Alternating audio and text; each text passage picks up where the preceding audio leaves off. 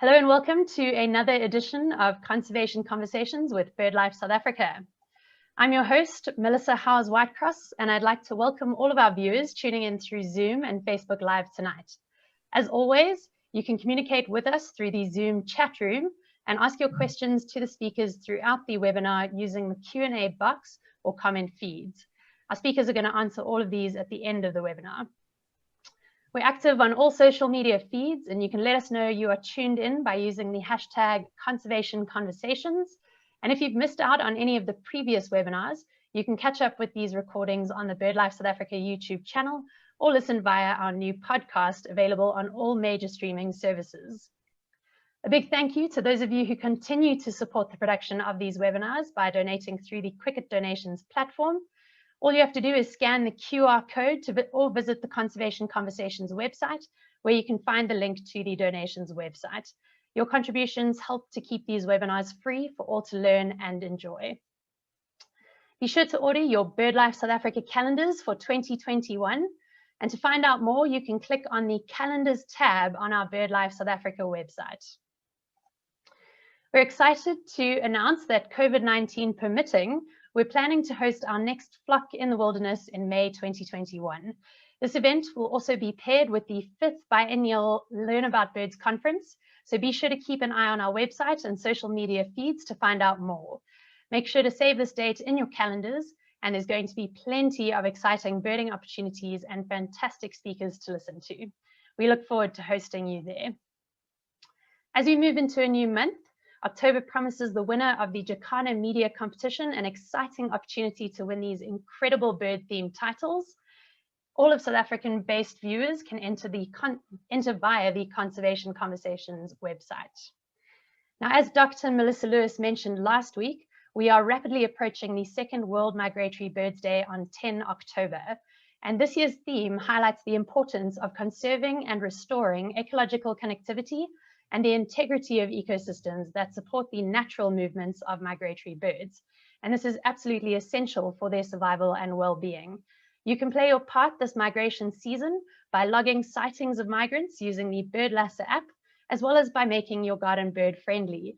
And you'll see there are lots of different social media campaigns taking place to do with World Migratory Bird Day, and we encourage everyone to share those posts across their personal feeds. Now tonight, we are welcoming back a familiar face to the Conservation Conversations screen, my colleague and co-host Andrew de Blocq.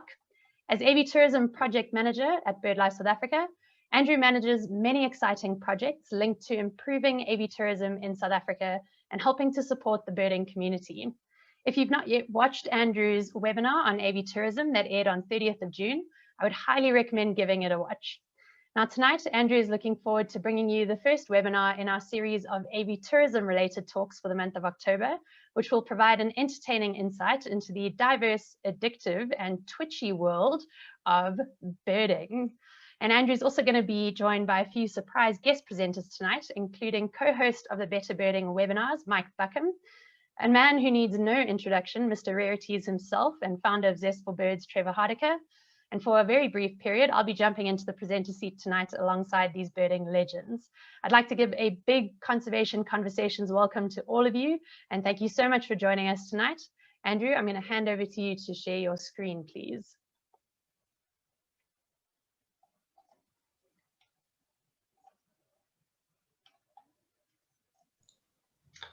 All right, thanks Melissa for the introduction. Can you just confirm for me that you can see the title slide? I can, you can go for it. All right, let's take it away then.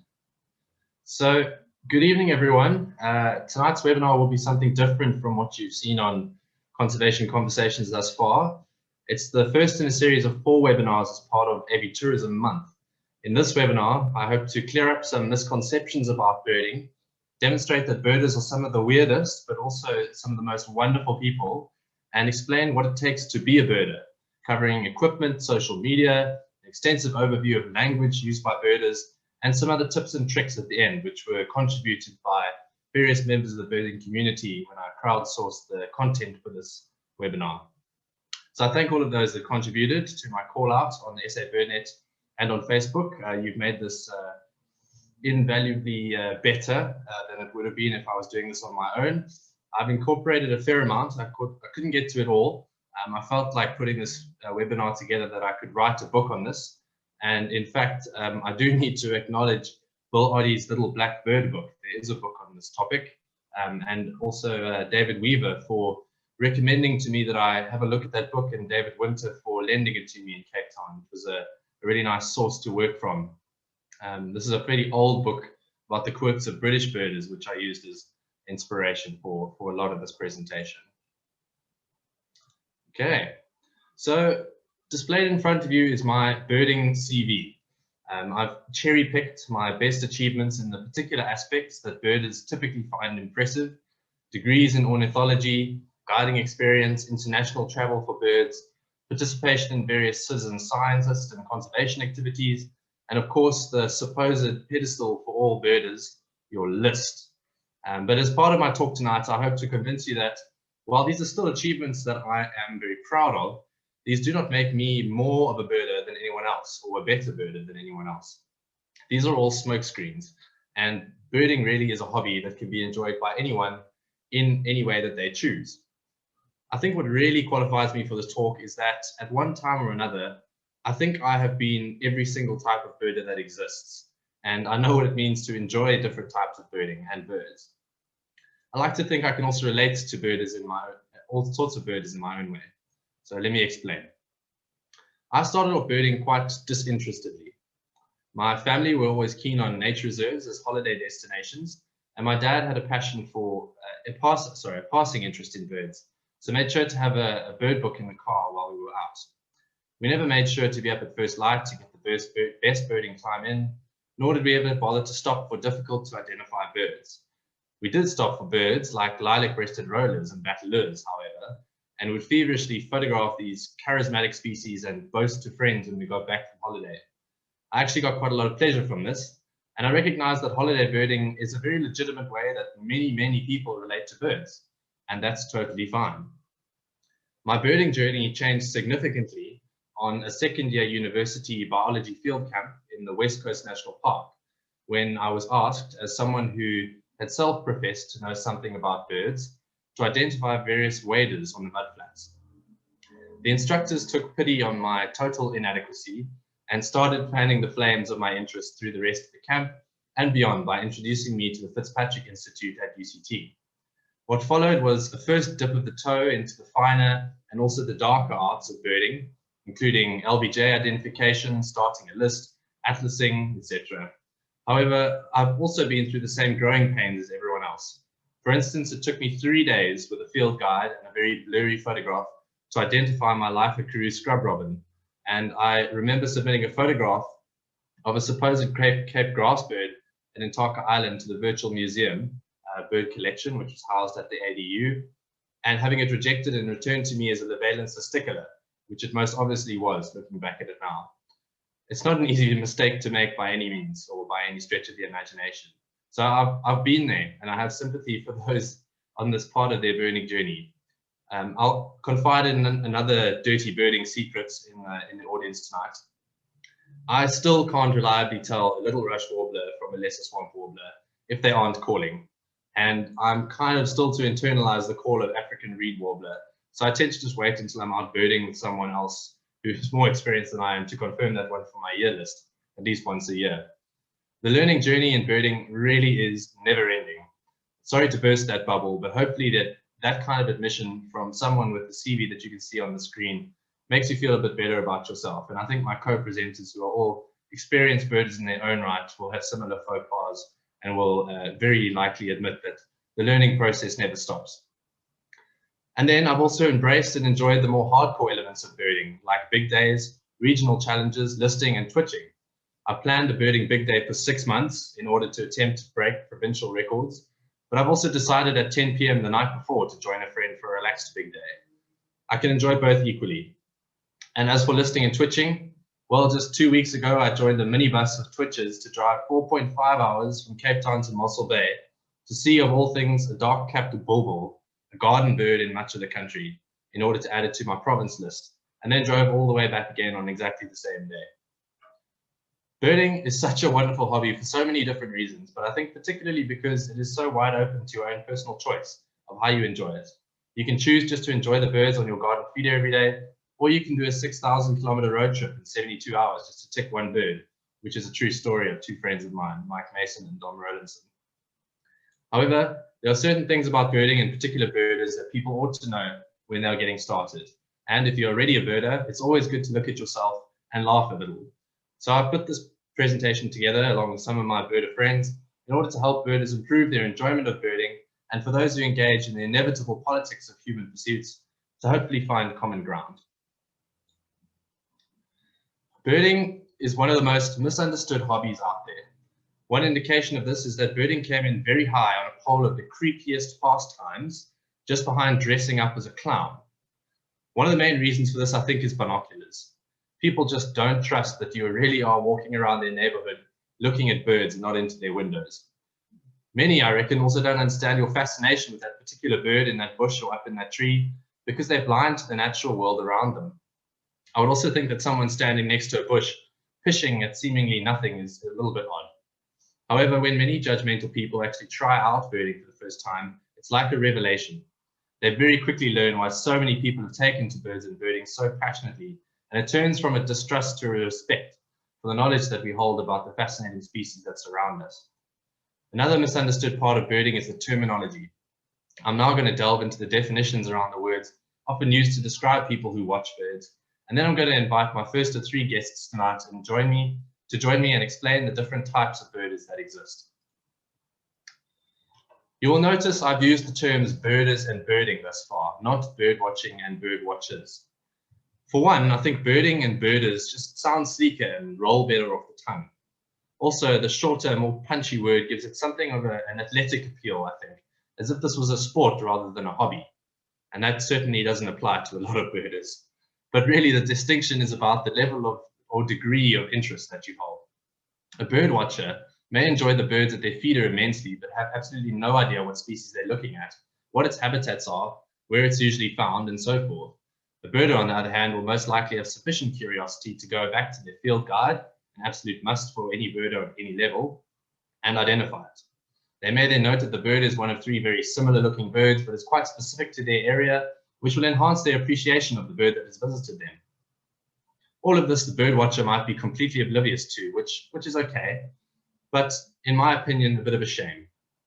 That birder may have sufficient interest to visit their local patch and keep a list of the birds they found there, or even a list of all the birds they have seen in their country or the world, depending on the scope of their interest.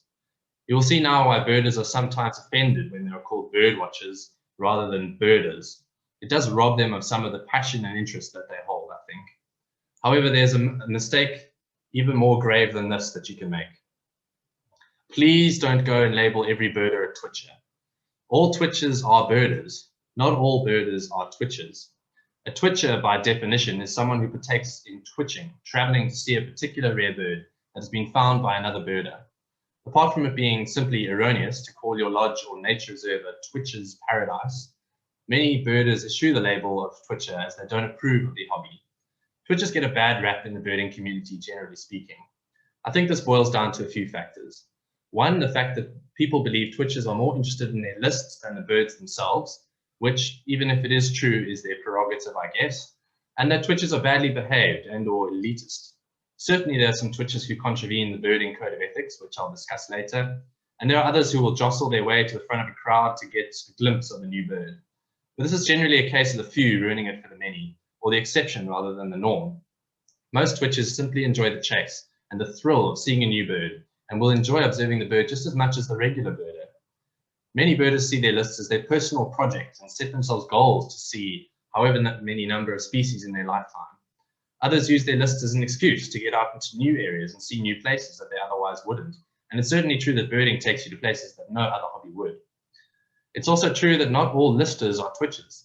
Some people would much prefer to see the birds in their native range rather than out of place.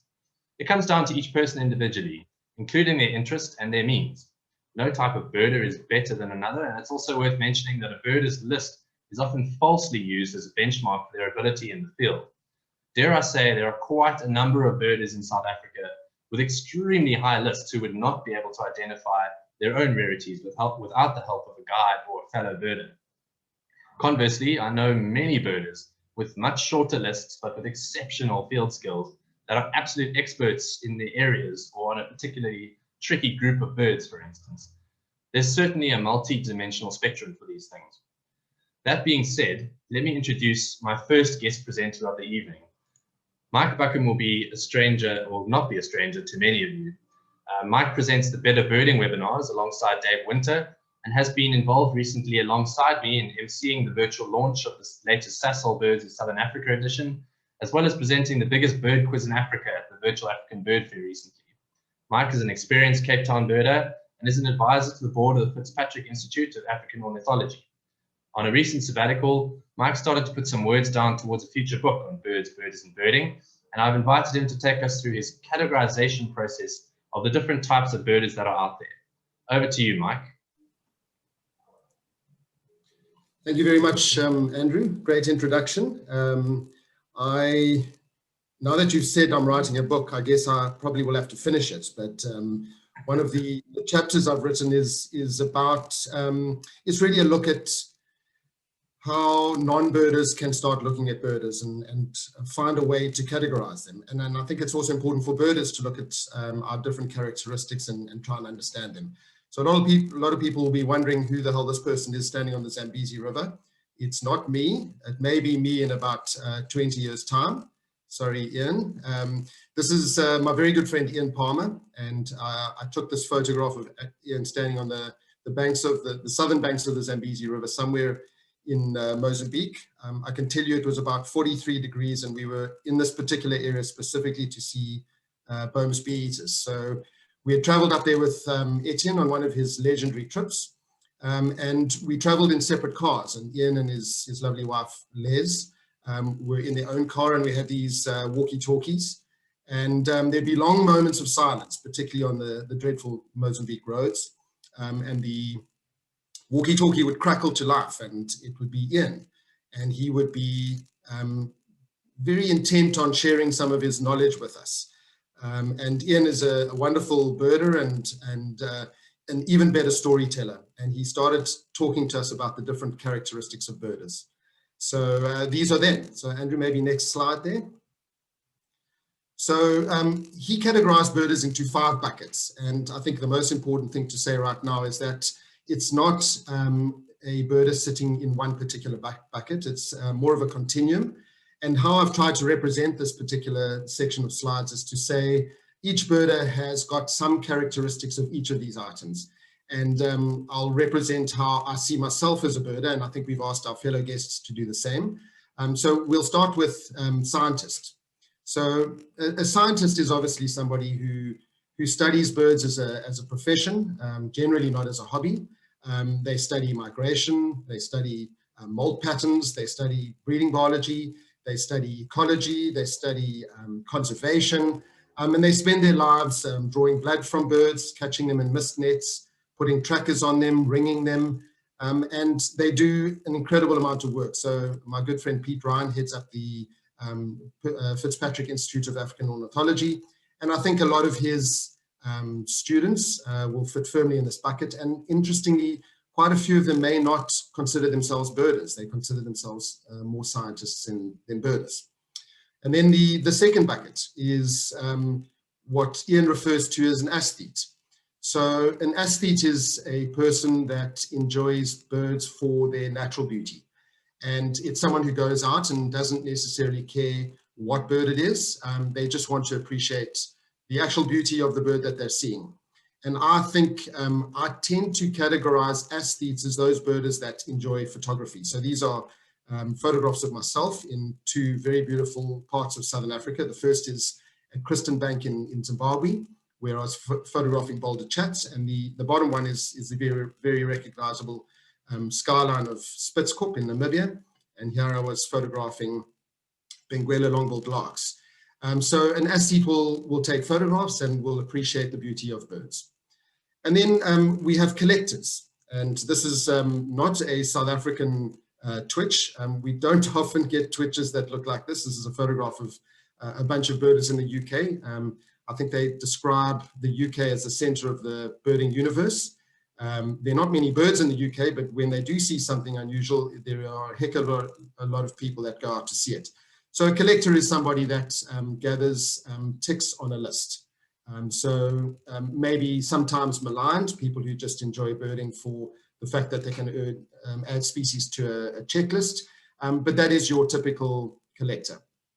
And then adventurers are those people who generally bump into birding as a result of the fact that they're out there in nature, in beautiful places, sometimes very remote places, and they start to notice the birds around them. And I think a lot of birders actually start their trajectory to being more serious when they go out onto these trips into amazing places and see that the birds they see in different remote places are different, and they start wondering why they're different, and they start collecting those species on a list and become partly collectors. But a lot of birders start their role as adventurers, and I think a lot of birders actually continue to focus on being adventurous. They go out there and they go to different parts of the world and explore different areas rather than just their home patches. And then finally, there's the hunter, and it's very important to clarify two things. The first is a hunter is not in the true sense of the word of killing birds. We definitely are not talking about that this evening. And a hunter is also different to a twitcher. So I would describe a hunter as being somebody who goes out into the field, into a very specific area, specific habitat, in order to find a very specific bird. It may be a rarity, it may not be a rarity. It's not twitching a bird that somebody else has found. It's the knowledge that you've got a good chance of finding a good bird in a particular area and making a huge amount of effort to find it. So this is a photograph of me a number of years ago in the Panamanian forest.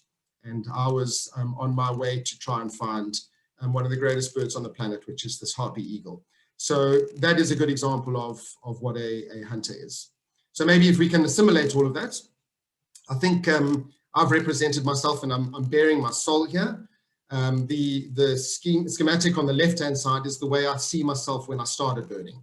I was very focused on my list. My collector bubble is quite big, and young kids are like that. My son started their birding careers as collectors. I don't think I had any impression of what being a scientist was all about. I enjoyed what birds looked like. I kind of went to the Kruger Park with my folks, but I really didn't know what an endemic was, and so I didn't do much hunting. The bubbles on the right-hand side is how I see my birding characteristics have changed. I love my photography. My aesthete bubble has just blown up enormously. I still don't think I'm that much of a scientist. I appreciate the amazing work that scientists do, but I certainly don't know too much about the moult patterns of Acrocephalus warblers. My collector bubble, I would like to say, has shrunk. I'm not saying that's a good thing or a bad thing. I still do twitch birds. I admit that fully. But I don't see the value of my list as highly as I saw it maybe when I was much younger. And I think it's just a factor of the life stage that I'm in. I've got 4 kids, and it's not so easy to drop everything and go twitch a bird like a dark-capped bulbul in Mossel Bay. Although I will say that on the way back from our holiday on the coast, we stopped in Mossel Bay, and I think I am the only person, well, myself and my son, we are the only people to have failed to see that very reliable dark-capped bulbul in Mossel Bay. But we did have a good breakfast and coffee nonetheless. I'm very much an adventurer now. I love going to amazing places. I spent 3 weeks in Peru last year. I spent some time in Uganda. I just love getting out to beautiful places and seeing the amazing birds that come with it. And I definitely consider myself to be a hunter. There's nothing that pleases me more than finding endemic birds. And I think that is the definition of a hunter. So that's my very quick contribution to the webinar. It's a pleasure to share Ian Palmer's characteristics of birders with everybody. And thank you very much to Ian. Andrew, over to you again. Perfect. Thank you so much, Mike. And I just put this photograph in without your knowledge of as evidence of your nature as a hunter and adventurer. This is a picture of Mike this past weekend out in the Tunqua Karoo looking for cinnamon-breasted warblers, and I think it gives you a good idea of what hunters and adventurers get up to. And we're certainly a fantastic weekend of birding with you, Mike. So thank you for joining us on this webinar tonight. That was a great addition. So as we saw in Mike's categorization, lists are one important aspect of birding for many people. Keeping a list of the birds you've seen is often the gateway for many people who begin birding. The thrill of being able to identify a bird you've seen in your field guide and tick it off is a very special feeling. But as you start to get more proficient and tick off more birds, it gets harder and harder to add new birds to your list. Well, the solution here is to start a new list. Most birders keep a life list, the record of birds they've seen in their lifetimes. This is not geographically bounded, but there's an obvious bias to the birds in your local area or your country. Others keep a regional or country list. For example, many South African birders keep a list not only for the country, but also the whole Southern African sub-region. Serious listers might break that down further into province lists or area lists, such as the wider Gauteng or wider Cape Town areas. You can get even more localized than that by keeping a local patch list, reserve list, or even a garden list, which many of us grew enormously during lockdown when we were forced to remain at home and watch birds that visited us. Or instead of breaking it down geographically, you could select a list and see what you can see in that given area in a year, or one season, or 1 month, or even on a day. These are fun challenges to set oneself, and there are also organized challenges that one can compete in against other birders using the BirdLasser app in South Africa. The one-day lists are typically done in what is called a big day event, where you try to see as many birds as possible in 24 hours. This takes place in South Africa every year on the last Saturday of November, so be sure to head out on the 26th of next month with your team. If you choose to keep a list over a year, you could choose to make it a big year, in which you set out to see the maximum number of species in that given area. A few people have done Southern African big years, with the top birders having got over 800 species, while there are even some who attempt global big years. In 2015, Noah Stryker, an American birder, set a new world record of 6,042 birds out of the total 10,500 species in 1 year. The previous record was a mere 4,341 by Ruth Miller and Alan Davies of the UK in 2008. However, Noah's impressive record stood for just 1 year, as Arjen Dwarshuis, a young Dutch birder, recorded 6,852 species in 40 countries just a year after Noah. It's worth mentioning that a small percentage of each of these lists were herd-only birds, and they've used different taxonomies as well, but that doesn't take away from what is a fantastic achievement. With competitive lists, in other words, when you want to submit your total to a listers club or publish it on a platform, you need to abide by a set of rules to make the lists comparable. In South Africa, that requires you to have seen the bird and not just heard it, unlike the USA, where birders will quite happily tick herd-onlys. You have to follow the latest taxonomy, as birds get split and lumped into species according to the latest science and research. In South Africa, the official checklist is published each year by BirdLife South Africa and is available for printing on our website. Generally, most birders globally use the IOC taxonomy, while Americans follow Clements. The Americans have a sport called football that doesn't use the feet prominently, nor do they have to touch the ball down to score a touchdown. So don't be like them. Don't be like Americans. Also, Donald Trump. If you want to take your birds seen to another level, you could even follow the classification scheme of my good friend, Dr. Garrett Ski. He has a rating system of platinum, gold, and silver birds. Platinum birds he's only seen once and only one individual. Gold level birds are those seen twice, or when your only sighting had multiple individuals. Silver birds have been seen 3 times only, and after that they drop off the list. So there's another feature to keep your lists interesting and fresh. And then you get the novelty lists. These are not necessarily geographically bound or restricted in time, and are generally kept only by fanatical listers. Some of my favorites are listed here. I personally keep a dream list of all the birds I've identified while asleep, and after about a year's dreaming, I've got to about the 150 species mark, which I think is fairly good. Then I have friends that keep a naked bird list. I think that one's self-explanatory. And others that keep a list of birds seen while taking a number 2, or while looking at Google Maps Street View, or birds that they've seen and heard in movies. The possibilities are endless. One last word on lists. The birding community revolves around a pact of honesty. When birding is competitive or contributing to scientific research, you may be asked by the authority to provide evidence for an unexpected sighting. However, generally nobody is checking that what you put down on your list is valid. Birders, however, scrupulously ascribe to the motto of, if in doubt, leave it out. So if you are unsure about an ID, accept that it was a probable tick and move on. There will be many of these, but you're only really cheating yourself by being dishonest and losing other birders' trust, by making false reports will likely result in you being ostracized and disassociated, which nobody wants. Sociologists have likened listing birds to our innate urge to hunt. In other words, ticking a bird off is a similar experience to catching that prey animal. With the recent global craze of Pokemon Go, which had over 1 billion cumulative registered accounts by 2019, one wonders why birding hasn't taken off with the youth as much as these animated birds have. The underlying philosophy is gotta catch 'em all, but younger generations are growing increasingly detached from the natural world, which is sad. Clearly, the drive and interest in this kind of pursuit is there, so maybe birding can be the gateway for inspiring a new generation of environmentally aware and connected youth. If you think I'm stretching here, then I'll refer you to a number of major media outlets and nature bloggers for their opinions. And just to drive the point home, I'm going to point out this article by my good friend Jesselina Suri on UCT News.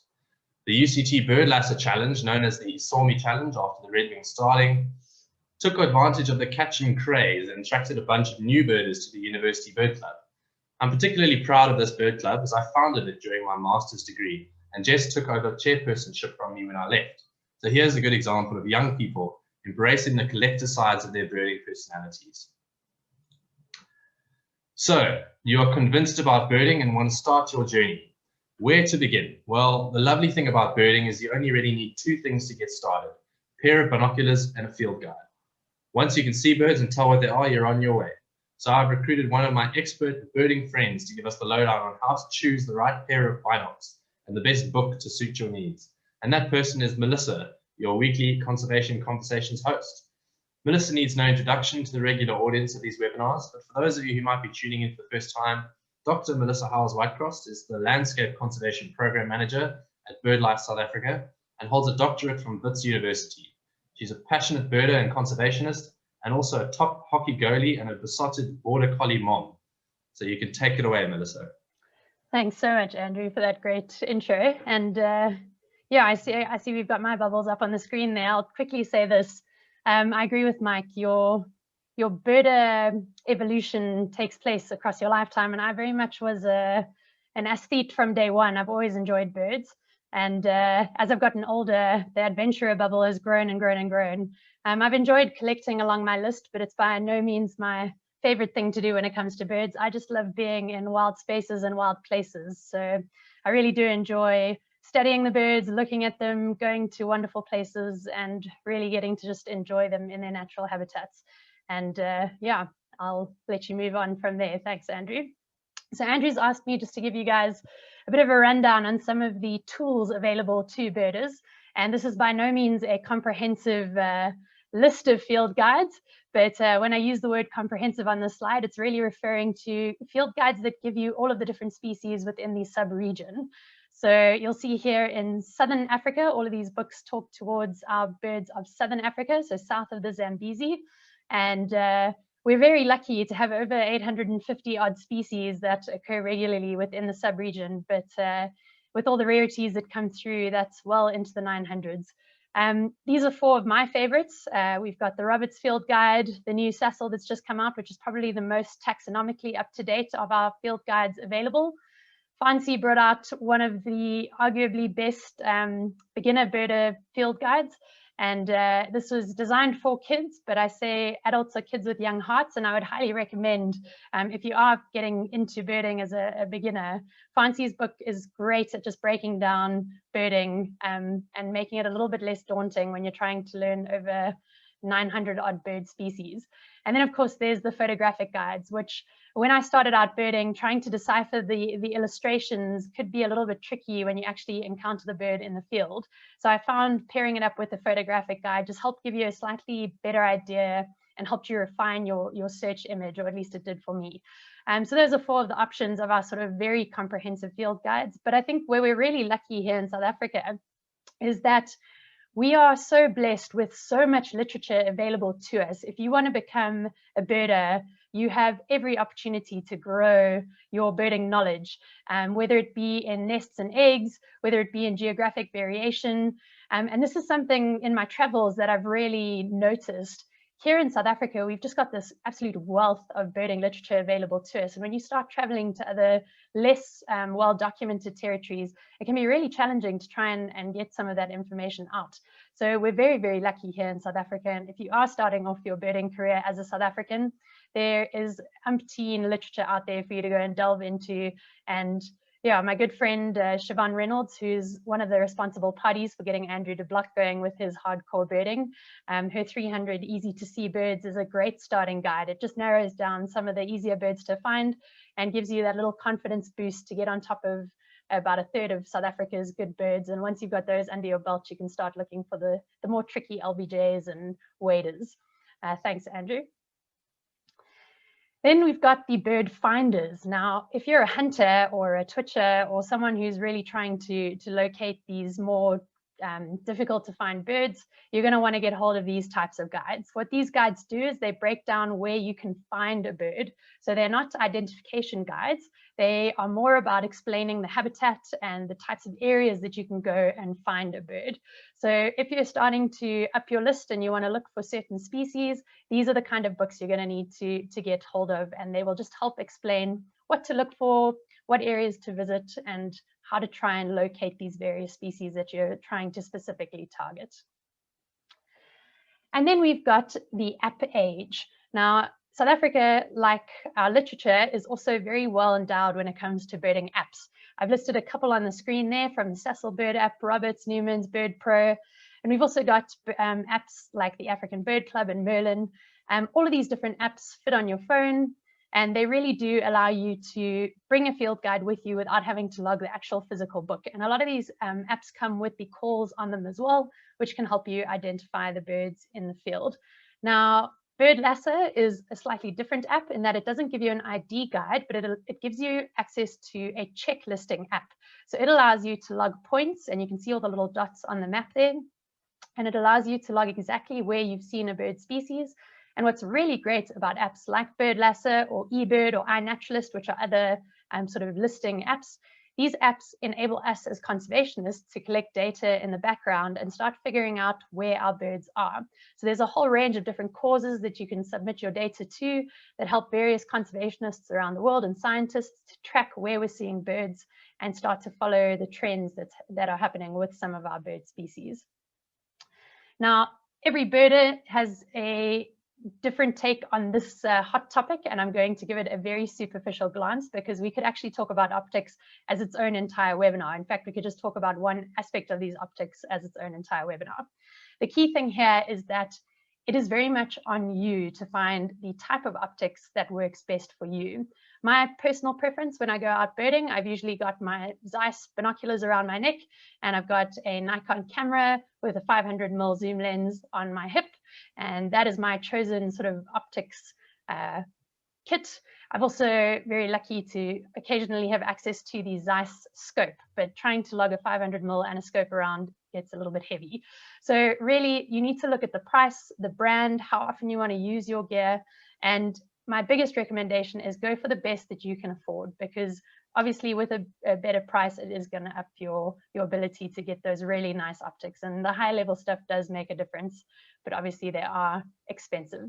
So invest in your birding if it's something you want to do hardcore. It is well worth it. But if you can't and just want to get a basic sort of starter pair of binoculars, there's nothing wrong with one of those. I started off with some very basic Nikon Monarchs back in the day, and they stood me well for a good 10 years.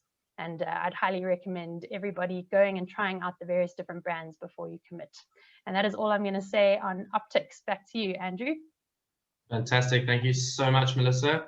We're going to move swiftly forward onto birding lingo. So now that you have your first field guide and binoculars and you're all set and you're getting out and about, you've run into some other birders. You join them for a walk, but find yourself struggling to keep up with the conversation. They keep referring to their past chases and dips of the mega rare lesser legs that they suspect was reported by a stringer. Birders have their own language, and understanding some of the key terms is crucial to fit in with the crowd. So here we go with some of the most common words, phrases, and linguistic habits of birders. Before I get started, I see we are running quite close on time, so I'm going to whiz through this. If you want to take notes, you can watch the recording back. It will be posted on our YouTube channel. Kicking off with the two fairly basic ones.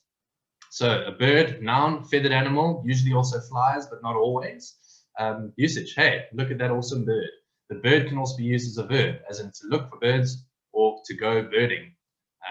This is a pickup line which has never worked. I haven't seen you here before. Do you bird here often? All right, rare birds. So rare birds and scarce birds are often mixed up. A rare bird is a species found outside of its known distribution, as in the vagrant long-toed lapwing in Cape Town is a proper rare bird.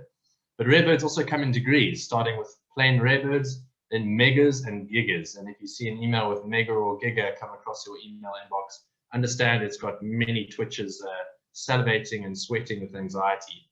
A scarce bird, or a scarcity, is a bird that's known to occur in an area but can be very tough to find.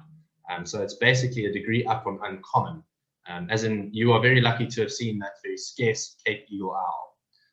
All right, the GIS of a bird. So GISS is its abbreviation for General Impression of Size and Shape, which is a useful rough guide for the identification of birds, especially with poor views. As in, I didn't get a good look, but it had a game bird GIS. Let's keep looking. It could be the Shelleys.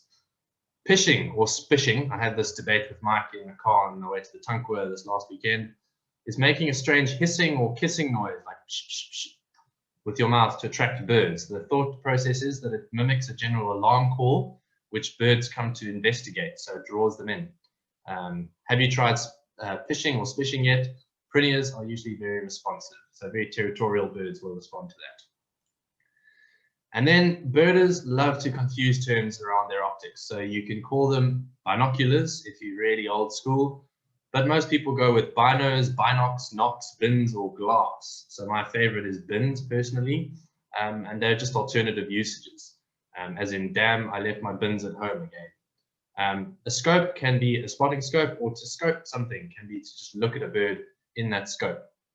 Also, digiscoping is taking a photograph through your scope, which is a really good tactic if you find the rarity and it's too far away for a camera shot. A lifer, also known as a tick, is a new bird that you've never observed before. As in, I got my lifer African broadbill at Galway campsite. Tick. The bogey bird, on the other hand, is a bird that you ought to have seen by now, but you keep having terrible luck with. This is also known as your birding nemesis. As in, I can't believe that I personally have not seen purple indigo bird yet, which is a little bit of an embarrassing admission on my part. Splits and lumps are when a species taxonomy is revised and it's either made into two or more species or is put together into one species along with another form of species. As in, there are rumors that the Cameropterus might be lumped and that they're going to split the francolins in the next revision of IOC. An armchair tick, in a related sense, is when a split results in your life list increasing. Anticipating future armchair ticks by hunting down subspecies that are likely to be split into new species is called an insurance tick. As in, I'm hoping the base's woodpecker in Kunene will be an armchair tick for me one day. I made sure to get the insurance tick when I was up there in February, which is also a true story. And then the controversial twitching. So the twitch can be a verb or a noun. So as in, I went to twitch the Egyptian vulture, or I went on a twitch to see a rare bird. As in, are you going to join the nonsensical twitch for the dark-capped bulbuls in Mossel Bay? And Mike said no, and then went anyway. And then twitchable is an adjective that people use to describe birds that are likely to be successful if you twitch them, or likely to be unsuccessful, as in the white-throated bee-eaters were untwitchable until the retrofia birds earlier this year. Stringer is a birder who falsely claims bird sightings, either through dishonesty or habitual lack of effort to identify birds correctly. This is the worst possible label in birding circles. As in, he's claiming 900 in the Southern African big ear, he must be a stringer. Or claim the reported sighting of a species that has not yet been verified. As in, there are claims of redback mousebirds in the Kunene region, but nobody has confirmed them yet. Gen is information on a bird sighting relating to location, time, behavior, habitat, etc. As in, I'm going to be moving up to Johannesburg soon. Does anyone have recent gen for me on the yellow-throated sandgrass at Pilanesberg? And please post that in the chat if you do. And then suppressing is to find a good bird, but then not share the gen with other birders. As in, the first British and Western Palearctic yellow-bellied flycatcher was suppressed recently because of COVID concerns. And that was quite a hubbub in the UK twitching community. And of course, suppression may be the only birding sin to match stringing. Similarly, dip can be a noun or a verb as well, as in a failed attempt to see a bird, as in I tried to twitch the Goliath heron in Stellenbosch, but it was a dip all 5 times. And then you can also dip a bird. So I dipped on the Goliath heron, for instance. An LBJ is a very popular abbreviation of little brown job. It's typically used to dismiss hard to identify birds. As in, most people hate LBJs because they are difficult to identify, but larks are Mike's favorite group of birds, other than woodpeckers. A craptor is a bird that you stop to look at because you think it's a raptor, but it's actually a crow. And this happens a lot, especially when you're driving through the Karoo. As in the usage, what's that? Ah, just another craptor. A skulker is a bird that is notoriously hard to see because it sticks to very dense foliage. And this is really typical of warblers, rails, and flufftails, as in river warbler is a notorious skulker. A trash bird is a bird that is particularly common or easy to find, especially in a specific area, and it's often used sarcastically to mock other birds as bogey birds. As in, what, you haven't seen Knysna woodpecker? It's a trash bird at Dover, which is sure to get to the heart of someone who hasn't seen one before. A plastic bird is a domestic or kept bird that should not be ticked, as in ticking plastic ostriches and oatsworn is despicable. And then escapee, or a fence hopper or wire jumper, as they typically call them in the UK, is a bird that's escaped from a private collection and is now flying free, often the source of claimed rarities, especially waterfowl and bright, colourful birds. This is not tickable. Avitourism in Cape Town is an example of this. A pelagic is a boat trip offshore to see seabirds. Cape Town and Durban are the major ports for this, and it's also used as an adjective to differentiate offshore from coastal seabirds. As in, a cloud of tube noses behind a trawler during a pelagic is a true spectacle. Tube nose, as I just mentioned, is any member of the Procelariforms, which is the albatrosses, petrels, storm petrels, and shearwaters. And they have a very characteristic nasal structure that defines them.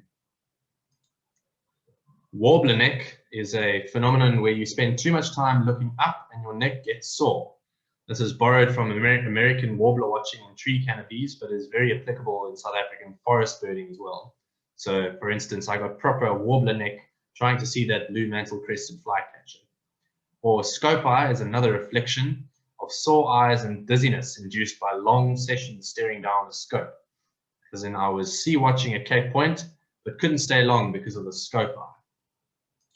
A birding widower is a person who loses their spouse in extreme circumstances because of an obsessive birding habit. As in, I can't afford to have a birding widow. How will I afford the twitches with all the alimony? And then pink tickets, and this is something that Mike is very familiar with, having 4 kids and a doting wife, is permission granted by a non-birding partner to join a birding trip. Usually involves begging, pleading, bribery, and desperate promises, or in extreme cases, jewellery. As in, okay, let's go for the lesser kestrels tomorrow. Jeannie Buckham has given me the pink ticket. So those were some of the most popular terms in birding. I have a lot more that I could have covered, and I think maybe I need to do a second webinar because there's just so much to cover.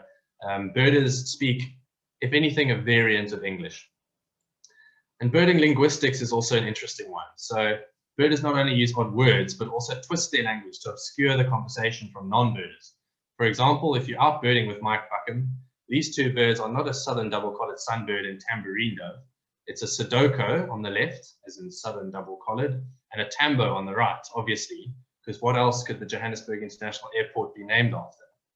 Birders are seemingly often in a rush, so abbreviating the names is one way to limit unnecessary conversation, but also to limit noise from speaking that might disturb birds or prevent you hearing a call, which is really important. Many birders often only use the first part of a bird's name too, which can be very confusing. For example, if someone's asking you whether you've seen the white-backed, you'd be excused for thinking they were talking about a duck rather than a vulture, which might result in heart palpitations. It's also common in text messages to just give the first letter of each word in the bird's name. So Birchall's cuckoo might be referred to as a BC, which could also be a Birchall's courser, black cuckoo shrike, black cuckoo, brimstone canary, buff street chat, boulder chat, bank cormorant, bronzewing courser, Balon's crake, or blue crane. Generally, I think that kind of behavior and abbreviation is to be avoided. unless the context makes the bird in question an obvious one. But even then, it's a little inconsiderate of less experienced birders who may not have a good grip on the species that are likely to be around. Don't feel ashamed to call other birders out on this. You'll not look silly. In fact, it should become quite embarrassing for the other birder who's likely to expand on their question and apologize. That being said, I do have some favorite bird abbreviations, including speck pig for speckled pigeon, hot butt for Hottentot button quail, buffy fluffy for buff spotted flufftail, and Jackie buzz for jackal buzzards. Birders also use language to describe bird calls, which is referred to as mnemonics. These are also distinctly weird to me. For instance, fiery neck nightjar's call sounds absolutely nothing like "Good Lord, deliver us," at least to me. And then some mnemonics are downright morbid. Take the emerald spotted wood dove, for instance. That one apparently says, "My father is dead, my mother is dead, my family is dead, dead, dead, dead, dead, dead," which kind of matches the rhythm, but I don't know why people chose those words and why it's stuck. And then there are also the alcoholic mnemonics. Take Shelley's Franklin, for instance, which shouts, "I'll drink your beer, I'll drink your beer," repeatedly across the veld. Or the Cape Turtle Dove, which repeats, "Drink lager, drink lager." Beverages are actually quite a heavy feature in birding and mnemonics. The orange-breasted bushshrike says, "Cup of tea for me, cup of tea for me." And the common quail says, "Wet my lips, wet my lips." Other birds are clearly confused, like the red-chested cuckoo, or Piet my vrou. Think about that, Peter my wife. Although there is a story behind that one, which we can share in the question time if you like. Some of these mnemonics are downright ridiculous, but at the end of the day, that probably helps them to make them more memorable as you learn your bird calls. The bottom line is birders speak a very distinct variant of English, and you should not feel embarrassed or dismayed if you don't quite keep up. Okay, so you've got your bins and your Sassol or Roberts, and you're out and about with some new birding friends, and you're casually reminiscing about how you gripped off your one friend who isn't with you that day. Your friends, when suddenly a bird flits in and sits a short distance ahead of you, you lift up your binoculars and you're floored to see an Ortolan bunting in view. You snap a few photographs to make sure that the others will believe you, but what next? To take us through the processes around rare birds and also which social media to follow as a birder, I've asked Trevor Hardaker to join as a guest presenter. Trevor is known to most South Africans as the coordinator of the SA Rare Bird News, which is the ultimate news source for all twitchers across the region. Trevor has a glittery birding history, including having achieved 2 800+ big years in Southern Africa, and he was in fact the first person to achieve this feat. Trevor's the chair of the Rare Birds Committee, has a list of well over 900 birds in the sub-region and over 530 in the Western Cape alone. And this year, Trevor has also obliterated the record with the Cape Town 150 Challenge, having already posted 352 species to date in 2020, despite the national lockdown. However, Trevor is perhaps a more balanced birder than most of you give him credit for, as is shown by his personal birder classification here. So Trevor, would you please just start off by talking us through that diagram and why you chose the pattern you did, and then you're welcome to take it away with the rest of your slides. All right, great. Thank you, Andrew. I assume you can hear me? Yeah, okay. Perfectly. Great. So yeah, I think of myself as fairly balanced. I really enjoy looking at birds and the aesthetic side of it, and like Mike, I enjoy bird photography as well. So that's why the aesthete side of it features quite highly. I've shown scientists to be a fairly significant thing there. I'm obviously not involved in day-to-day scientific study of birds, but I do spend a lot of time doing a lot of research on ID features of birds, on moults, on various things that don't really fit into any of the other categories that Mike has suggested, yeah, or that came from Ian originally. So I thought they probably most likely fell within the scientist part. I am a bit of a hunter. I do enjoy going out and finding and looking for tough to find birds, based on the habitat that's available. Very much an adventurer. I love going to places that I've not been to before, to wild natural areas, and going to see what I can find. Obviously, my interests also expand beyond birds, and I really enjoy mammals and reptiles and frogs as well. So that adds to the adventurous side of things. And I suppose everybody would just call me a liar if I didn't admit to being a collector. I love my lists. I probably have a list of all my lists. And I'm also very much a twitcher. So I think I pretty much have reasonably equally proportioned parts in all of those 5 segments that were suggested. All right, Andrew, if you'd go to the next slide. So I just quickly want to run through what to do if you find a rare or out of range bird. And I think just to start with, perhaps to clarify that I'm referring to rarities here. So birds that are turning up in areas that they're not supposed to be in, rather than a bird that is classified as rare or critically endangered or something like that. So when we're talking about a bird like a white-headed vulture, for instance, that is critically endangered, this is not specifically if you see a white-headed vulture in the Kruger, because they're known to occur there. So they're resident in the area. It's more about a bird that might even be common in one place, but just very, very odd in another. So if you were walking around in Walter Sisulu Botanical Gardens and you found a Cape Sugar bird, or you were walking around at Kirstenbosch and you found an orange-breasted bushshrike, those are the kind of birds that we're talking about, sort of regionally out of range birds, and also sort of mega rare things that are not supposed to be occurring anywhere in Southern Africa. So most of the time what people do is they contact me. There's my cell number there, and you can call or SMS or send messages via WhatsApp or Telegram, or my email address as well. And typically I ask people when they send the information, provide a bit of info like the species detail. Obviously I need to know what bird it is that they found, the locality details, and I'll say they're preferably with coordinates or a dropped pin. And that these days with things like WhatsApp and Telegram, or even using BirdLasser app, is very easy to do, to be able to give that sort of information. Details on access if necessary. So if it's private property, if access is allowed, or if there's a person that needs to be contacted first to arrange access. Photos if possible. That always helps me just to be able to look at the bird and be able to be sure that it is what the person is claiming it as. And often what people will do is they'll take a photo with their cell phone off the back of their camera, and they'll just WhatsApp that through to me so that I can be sure of it. And any other pertinent info that you think might be valuable, like if it's a wader that you found, have you found it at high tide or low tide, or anything like that that may be of value. Obviously, the most important thing is timing. So it's always best to get the information through to me as quickly as possible, literally from the field if you can, rather than waiting until you get home, so that if it is a very rare bird, I can get the news out on the airwaves, and other people can have the chance to get there and see the bird before it disappears. You know, sometimes rare birds will stay around for weeks on end. Other times they literally give you a few hours of chance to see them before they take off and disappear and never be seen again. So timing is really of the essence there. Andrew, yeah, thank you. So I run this thing called SA Rare Bird News Email Alert System, or SARBN. It's a free alert system, so anybody's welcome to join it. There are thousands of subscribers to this already.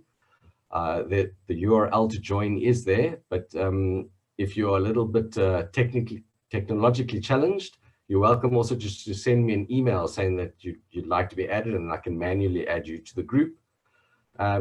Just quickly, what I do is I send out 2 reports a week, one on a Monday evening and one on a Thursday evening, so that you're kept up to date with what is happening around Southern Africa. And it'll go through all the provinces and all the neighboring countries with whatever rare and out of range birds have been seen, and there'll be photos included, etc. And then also when there is news on a bird that has just been found, particularly the very rare birds, I will send out specific breaking news alerts or mega alerts or giga alerts, as Andrew alluded to earlier, and regular updates on the birds as they go on later. There's also a number of smartphone app-based groups. So if you have WhatsApp, you can join groups for the Eastern Cape, KwaZulu-Natal, Free State, the Garden Route, Kruger National Park. And for some of the larger groups, there's download the Telegram app onto your phone for the Western Cape and Gauteng and Mpumalanga. If you'd like to join any of these groups, just send me an email and I will then send you the contact details of the admin person that runs the specific group that you're interested in. On social media, the main group about rarities in Southern Africa is called SA Rare Birds, and it is a great group to join on Facebook. I would encourage you to all join that, but there are a number of other groups related to birding. I'm not going to go through them all there. That just gives a list of some of the groups, and you can pick them up off the recording if you'd like to join any of them. Thanks, Andrew. Perfect. Thank you so much, Trevor. And we all really appreciate your effort that gets put into those bi-weekly reports. They're a really important resource for birders all over the region. So thank you. Moving on swiftly, as I see, I've been quite ambitious about how much I could fit into the webinar this evening. I want to just touch on one last thing before we move off rarities and birding lingo. The Patagonia picnic table effect is a phenomenon where the report of a rare bird in an area brings an influx of birders to look for it, who then discover other rare birds in the vicinity, which brings even more birders, and so it goes on and on and on. The phenomenon got its name from a roadside picnic stop in Arizona, not southern South America, where a first US sighting of a black-capped gnatcatcher was reported, followed by many other rare birds as the droves of twitchers descended on the location. We've experienced this phenomenon in South Africa as well. The best example of this that I can think of was at the Stroomfontein sewage works in late 2016. On Birding Big Day, 26th November, Glynis Bowie went birding at Stroomfontein. Glynis has the very good habit of taking photographs of birds she is unsure of. After taking a couple of days to sort through her photographs from her visit to the works, she could still not pin down this odd-looking stint with yellowish legs. She uploaded it to Facebook on the 29th, 3 days later, and the sharp eyes of mentioning the devil, Trevor Hardaker himself picked it up, immediately recognizing the significance of her find, which is a Temming stint, the first one in 29 years. The discovery of a Temming stint drew a throng of birders to the site. In just a short space of time, there was also an American golden plover discovered on a neighboring pan, followed by one pectoral sandpiper, which was then joined by a second pectoral sandpiper. In the days to come, there was also a spotted crake seen in the same pond as the stint, and a western yellow wagtail nearby. The works were absolutely manic that morning. Twitchers moved from group to group just to snatch up all the new birds on offer. Just goes to show the value of many pairs of eyes working in the area. There must be many, many rare birds that go unfound and overlooked. So do keep your eyes open. So my last few slides are going to be some tips and tricks for birders, and I'm going to race through them because I think we want to get some questions in if people have. So if you are keeping a life list in South Africa or Southern Africa, you may want to look at these two different listing clubs. The first is the Zest for Birds website. This is managed by Trevor Hardaker, that's his company.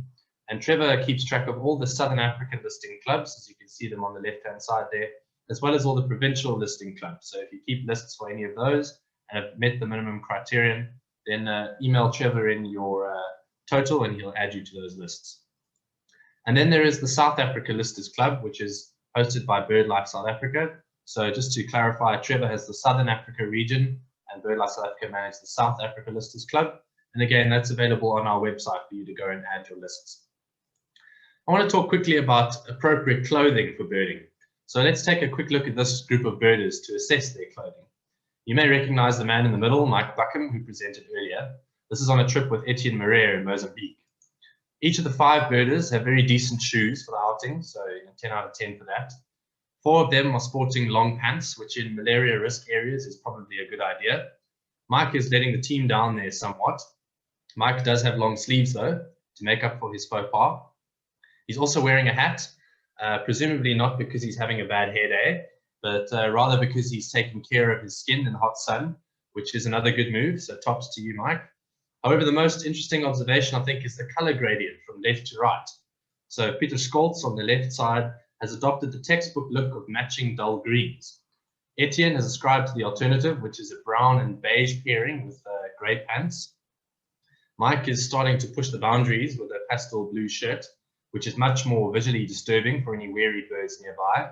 And the ladies on the right-hand side, I'm afraid to say, have broken the cardinal clothing rule while out birding. Don't wear whites or brights.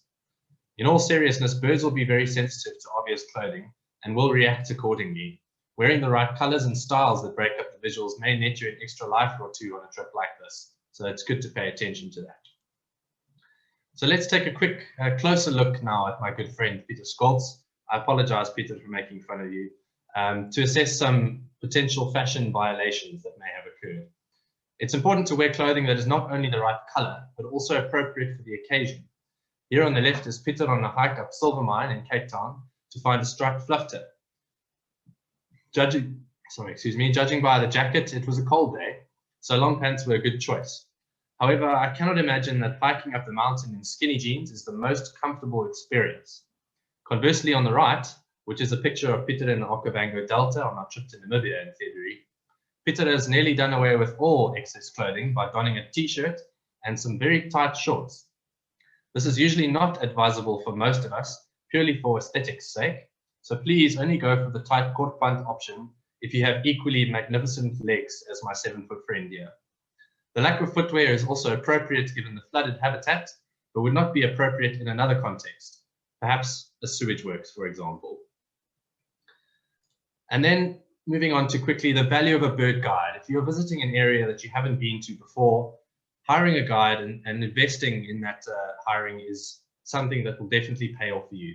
Guides know areas, their local areas better than anyone else, and I'd highly encourage you, if you can afford it, to support the guides. These are also their livelihoods, and make sure to hire them, and they will enhance your birding on that day. Appropriate birding behavior. Well, as this cartoon shows, please be quiet while birding. You want to be able to hear the birds calling. You want to be out in nature, enjoying it, keeping talking to a minimum. No one likes that birding friend who talks too much or at inappropriate times. So please do keep the sound levels down if possible. This is also a common courtesy in things like bird hides in national parks, which is sometimes not observed. And then on the subject of behavior, there's also the birding code of ethics that BirdLife South Africa has put out, and you can find this on our website. This pertains to all the other behavior that you need to observe in terms of respecting property boundaries and respecting your fellow birders and the landscape and the birds themselves. So do go read up on that. Of course, here we turn again to our friend Peter Scholz and his kortband to learn some birding lessons about snacks and sundry. Peter's seen on the left dual wielding a water bottle and a coffee mug. This is clearly a man who knows what's needed. His friend is also equipped with a camping stove to boil water. There is a reason that coffee is also known as bird of fuel. Invest in a good flask, it will make a world of difference. Also keep a sizable and healthy snack supply at all times. Chocolate and chips are great in moderation, but if that's all you have to eat, you will eventually feel quite sick, and eating healthily on long road trips is difficult enough. Always take sunscreen, make sure to pack enough precautionary medicine and first aid materials, make sure that your spare wheel is pumped and that somebody outside of your party knows where you are in case of emergency. And also remember plenty cleaning material for your optics if you're going to be sitting down in the dirt, like our friend Peter here. And then to close out, I have some tips and tricks that were submitted to me by various birders. I'm going to run through these quite quickly, and then I think Melissa will take some questions if there is some time. So the first one is that binoculars first and camera second is a rule that a lot of people adopt in terms of if you're looking at a bird and you're not sure what it is, get a good look through your binoculars, because there's a good chance if you lift up your camera and the bird is gone and you weren't able to get onto it, you're going to miss it. So that's something I ascribe to. Other people ascribe to the second one, which is if in doubt, snap photographs. A lot of birders don't bird with binoculars anymore. Actually, they bird by camera. So they prefer to take photographs first. So decide what your priorities are and what will be best for you. Visit different habitats. This is because birds are generally tied to one or two different habitat types. So visiting different habitats is sure to increase your lists. Join bird clubs, Facebook groups, WhatsApp groups, the South African Rare Bird News. Birding has a lovely, lovely community. I've met very few birders that I didn't get on with very quickly. We have a lot in common. There's generally very kind and generous people in our community. So let's keep that going and don't miss out on the social side of birding while you're at it. Learn your bird calls. This is going to make birding is so much easier for you when you're out in the field. Putting a little bit of effort into it rather than just relying on your app all the time will mean that you have much more time that you can look up and enjoy the birds rather than looking down at your phone. Also, don't be afraid to be wrong. We are all wrong all the time. I'll bet even Trevor, who's probably the most illustrious birder on this list, gets calls wrong. By calls, I mean claims of birds and species identification. He gets them wrong occasionally. Sometimes you get a bad look at a bird. Sometimes it's a funny angle. Sometimes it's a terrible photograph that he gets sent through on a rare bird report. So don't be afraid. We all get it wrong at some point. The point is to keep trying. But do your best to get it right yourself before asking for help. And I don't mean this in a way that don't bug people for help. I think most birders are very helpful. But the best way to learn is to struggle with it yourself and really grapple with the field guide. Try and look at the different shapes of the birds, the different colors, the different parts of the bird that look slightly different between different species. It really is the best way to learn, to struggle with IDs. Like I mentioned, the 3 days I spent with the field guide trying to work out a pretty simple Karoo scrub robin. I'll never get that bird wrong again. Start locally. There's so much to see wherever you are, just in your immediate vicinity. And I think lockdown taught us this in bucket loads. Do your homework before visiting a new destination. This will greatly enhance your birding experiences and give you more direction on where to go and what to look for. And you can do your research on the species that you want to see from the different places. That includes looking up the various guides details that might be in the area. And expect the unexpected. As Trevor said, rare birds pitch up all the time. Be aware and be ready for it when that moment comes. Get up early. Birds, the saying goes, the early bird gets the worm, and that is no more true than for birders and birding. So get up, enjoy the dawn chorus, the birds are calling away, and enjoy the birds when they're at their most active. Don't forget to enjoy the common birds. Don't get caught up in your lists too much and just chasing rare birds. The common birds can be really wonderful, even something like a speckled pigeon. If you look at it really closely, it's a really ornate, rather gorgeous bird. And people tend to forget about these and not appreciate them later on in their birding careers. Always be honest with yourself and others, which I've touched on already. Have fun, and don't forget why you fell in love with birds in the first place. That's maybe the most important takeaway from this entire presentation. Keep your binoculars in a specific place. It's a good suggestion to know exactly where your binoculars are so that when you need to grab them, you know exactly where to look and you're not faffing around losing time when the bird might fly away.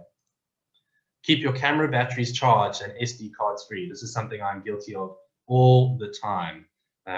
So don't make my mistake. Do as I say, not as I do.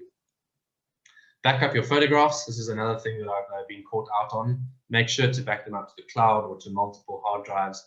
You really don't want to lose some of your precious birding memories. And never stop learning. Birding is a continuous journey. You can enjoy it in any which way you choose to. But the story is that there's always more to know about birds. There's always more to appreciate. So I hope that this webinar has been helpful for those of you who are starting out in your birding journey.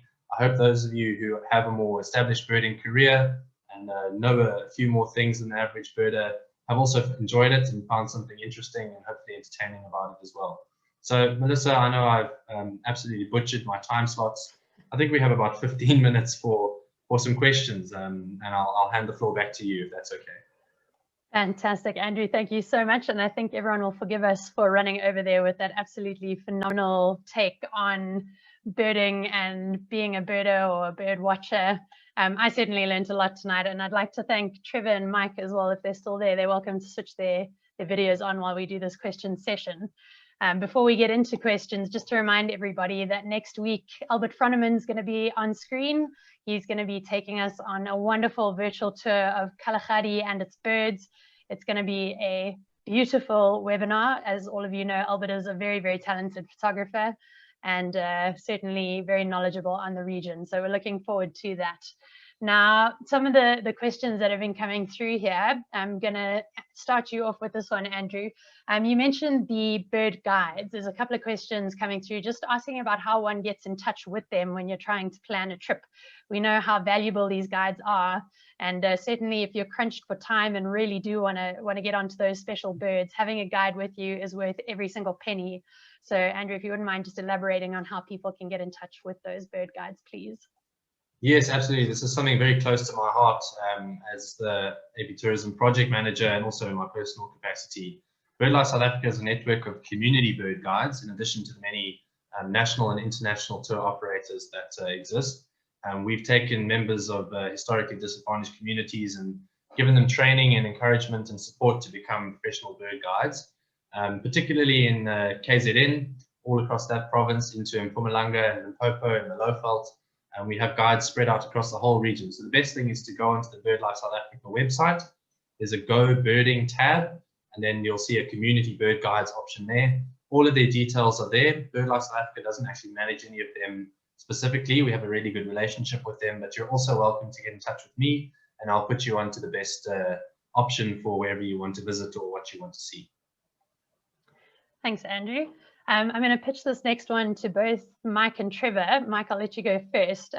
Eleanor is saying that in addition to bird identification, what about watching birds to become more aware of and to learn a bit about their behaviors? Now, both of you are quite avid photographers. Have you found that you've been able to capture interesting behaviors through your photography? And can you think of any good stories off the top of your head where you've caught a particularly interesting behavior when trying to photograph birds? Thanks, Melissa. Yes, it's a great question because I think specifically for photographers, understanding the way birds behave and how they're going to react, not to the photographer, but just to the natural surroundings is very important in capturing the shot that you want to capture. So the example that springs to mind is finding a Cape rock jumper, an adult male, where it was returning to the same rock over and over again, and we discovered that it was feeding a fledgling. And we positioned ourselves relatively close without disturbing the bird. And the bird kept on coming back and feeding its fledgling. And it gave an amazing opportunity for photographs. So it's the kind of birding that I love because it means you're just sitting still and watching the birds and the way they behave rather than trying to force something to happen. And I did see Eleanor made a comment about using playback for getting birds out of their concealed locations, and I think that's a very important point to make. I think you need to be very careful using tape playback. We haven't really included too much in this talk. Birds are naturally competitive animals, and so a little bit of playback generally doesn't harm them too much. It kind of gets them going a little bit from a competitive perspective, but certainly avoid playback when a bird is in its breeding area and when it's nesting, and particularly when there could be predators around. And then very lastly, we had an amazing experience in the tank where we heard a rather odd shortened call of a Namaqua warbler. So we peered around a set of reeds where these birds usually like to hide, and we found 3 little Namaqua warbler fledglings perched on a little acacia bush, and they were really fun to watch. And it was a case of, yes, we've seen many Namaqua warblers in our time, but just watching those 3 fledglings was an incredible experience. Thanks, Mike. And Trevor, how about you? Well, Mike shared so many stories there about photography. Obviously, watching bird behavior is very, very important for trying to predict when you might get good photographs, but it's also very useful for just general birding. Listening to when birds alarm call, knowing that there might be a predator around, or watching when a whole flock of doves or starlings or something just suddenly gaps it out of a tree, you can be almost certain that there's going to be a raptor somewhere. So immediately you look up to the sky to see if you can find the predator that's coming in. So understanding what birds are doing is very useful in actually also finding birds. Even seeing the way they are flying, I suppose that goes more towards the general impression, size and shape, which is also part of behavior, helps to give you a feel for what the bird in the distance might be, and then you can put your binoculars or scope or camera on it to get a better view. So yeah, behavior is very definitely an important and integral part of birding. Absolutely. And as you say, being able to know the behaviors can also be a hugely valuable thing when you're trying to ID something. Knowing those kind of key behaviors of certain species can get you onto an ID nice and quickly. Absolutely. I mean, even, waders feed in different ways. And if you can understand whether it's long probes or short little jabs into the mud, it will help you understand what way it is that you are actually looking at the time. For sure, and also just touching on Eleanor Mary's other point that Mike alluded to, obviously using callback while being effective, one also needs to think of the fact that we often as birders go to the same spots, and when each of us is playing those calls constantly, you can really fatigue an area out. I remember when I was living in Nailsflay, if you went into that Sodic site and tried to play a pearl-spotted owl, nothing even batted an eyelid. Now that can have a huge impact for birds that are now trying to avoid this predator in the landscape, and they stop reacting to its call when the real one actually shows up, they're going to be in trouble.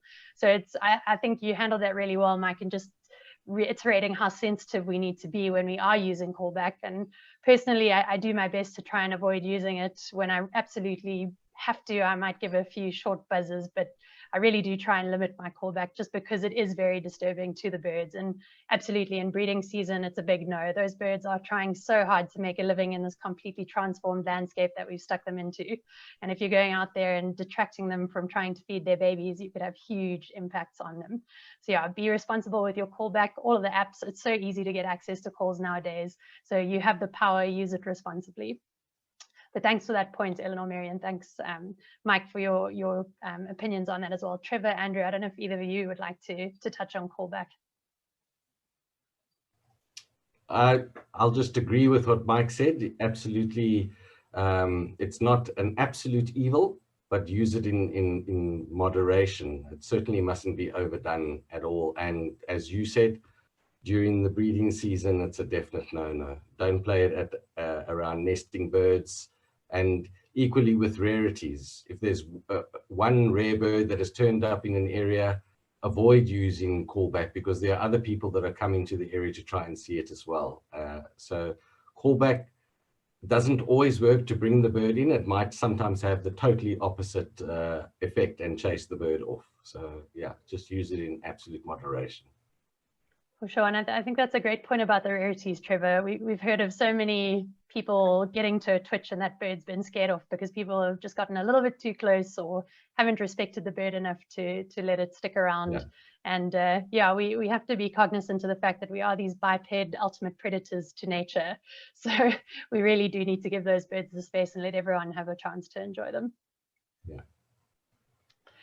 Awesome. Now, Andrew, you mentioned briefly that you would elaborate on the Pitmay furrow mnemonic. Would you mind just doing that? We've got a question in here from Robert Smith asking you to just elaborate on that, please.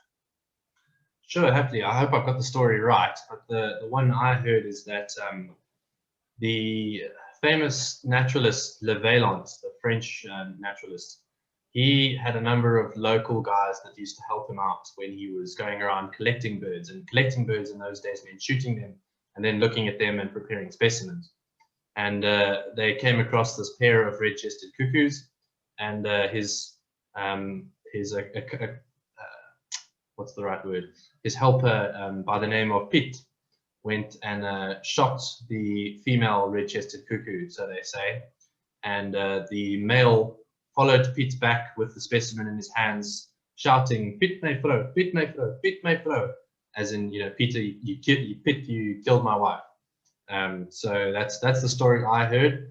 You're never sure with these whether they are just urban myth or have any grain of truth to them, but it's a nice story at least. Absolutely. Thanks, Andrew, for sharing that one with us. There's a question here from Janet Bloom saying, what is the term for a birder who repeatedly goes to the same area and never manages to see the birds they want to see? And I suppose that would come down to a bogey or just damn unlucky. But I see we've had a few people offering. Melissa, I think you could just call that person Mike Buckham, because that happens to me all the time. Brilliant, Mike. No, I agree. And as someone who has done many attempts at African grass owl, and to this date, I am infamous for my lack of luck when it comes to trying to find African grass owl. I totally sympathize with you, Janet, and I'm sure if we go through each of our panelists, they would all be able to share dips and bogeys that they've really struggled with over the years. But when you do ultimately nail that bogey down and get it on your life list, it is a very, very satisfying moment. And I don't know if any of you would like to share one of your bogey stories. We have about 5 minutes left.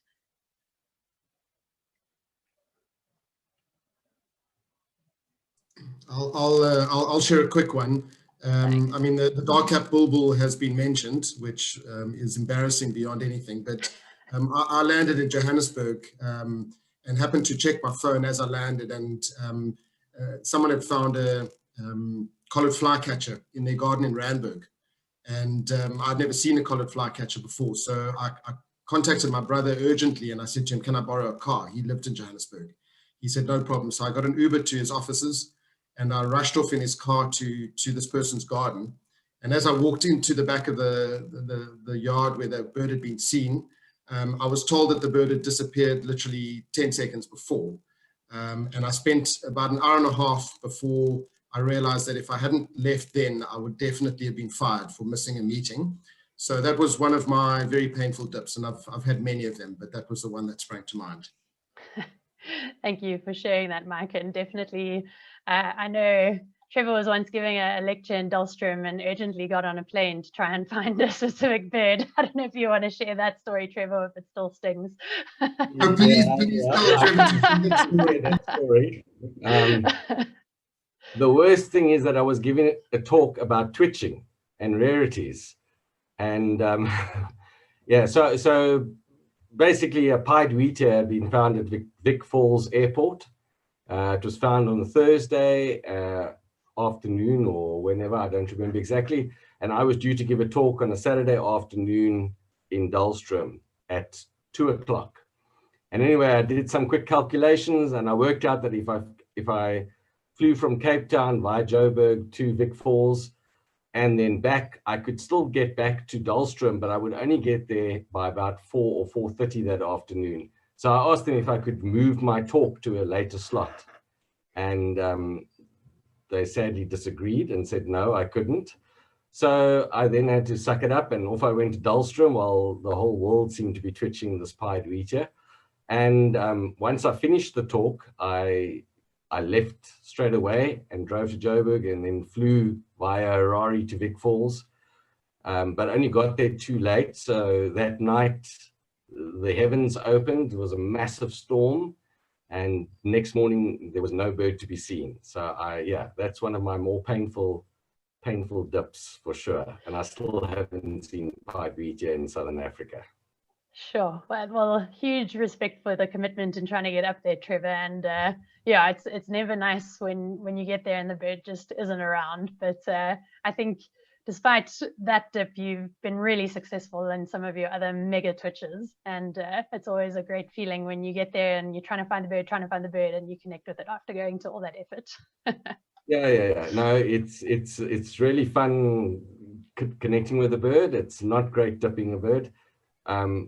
One of the nicer things, of course, is that when on the regular times where I do connect and Mike dips, it gives me a great joy to rub it into him as well. Trevor, thanks very much for the wonderful support for all these years of my dips. Thank you. Yeah, what about that green-breasted pitter, eh? Yeah. Andrew, how about you? Well, since we're sharing funny or crazy twitching stories, I'm going to just expand on one I mentioned earlier, which was a 72-hour twitch involving a 6,000-kilometer round trip. So that was two friends of ours, Mike Mason and Dom Rowlandson. They set off from Cape Town to see, what was it, a gargany in central Namibia, I think, and drove from Cape Town through the night, sharing the driving and sleeping and driving in shifts, and got to the gargany and got it early in the morning, and then decided, well, we've come this far, we've done a few thousand kilometers. What's another few hundred or 1,000 Ks to get to Katima Mulilo to see the yellow-throated leaflet? So then they continued to drive up to Katima. They spent a night at Katima, saw the birds in the evening, spent the night, had a sleep, saw them in the morning, and then drove all the way back to Cape Town. And so that was over the course of 72 hours. They had one night's sleep in a bed. And if you work it out, 72 hours and 6,000 kilometers, their average speed was something like 80 kilometers, even though they took a night to sleep through their whole trip, which it's just pretty crazy. So that's a bit of fun, and it had more of a happy ending than some of the Twitch stories that have been shared so far. So I thought that was worth expanding on. Absolutely. No, thanks for sharing that, Andrew. And I think it really highlights the extremes of lengths that birders will go to get to their birds. And there's absolutely nothing wrong with that, as there is nothing wrong with just enjoying those birds in your garden. And I think that really, you highlighted it so beautifully tonight, is that birding is what you want it to be.